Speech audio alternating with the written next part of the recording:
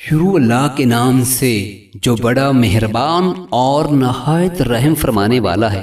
حضرت ابو ہریرہ رضی اللہ تعالیٰ عنہ بیان کرتے ہیں کہ رسول اللہ صلی اللہ علیہ وآلہ وسلم نے فرمایا، جب اللہ نے آدم علیہ السلام کو پیدا کیا تو ان کی پشت پر ہاتھ پھیرا، ان کی پشت سے وہ تمام روحیں جنہیں اللہ نے ان کی اولاد سے روز قیامت تک پیدا کرنا تھا نکل آئیں، اور ان میں سے ہر انسان کی پیشانی پر نور کا ایک نشان لگا دیا۔ پھر انہیں آدم علیہ السلام پر پیش کیا تو انہوں نے عرض کیا، میرے پروردگار یہ کون ہیں؟ فرمایا، تمہاری اولاد۔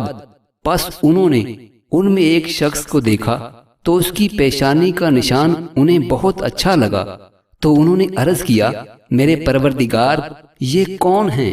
فرمایا، داؤد۔ تو انہوں نے عرض کیا، میرے پروردگار آپ نے اس کی کتنی عمر مقرر کی ہے؟ فرمایا، 60 سال۔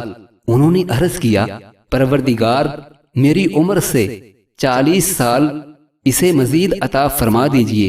رسول اللہ صلی اللہ علیہ وآلہ وسلم نے فرمایا، جب آدم علیہ السلام کی عمر کے 40 برس باقی رہ گئے تو ملک الموت ان کے پاس آیا، تو آدم علیہ السلام نے فرمایا، کیا میری عمر کے 40 برس باقی نہیں رہتے؟ اس نے جواب دیا، کیا آپ نے وہ اپنے بیٹے داؤد کو نہیں دیے تھے؟ آدم علیہ السلام نے انکار کر دیا۔ اسی طرح اس کی اولاد نے بھی انکار کیا۔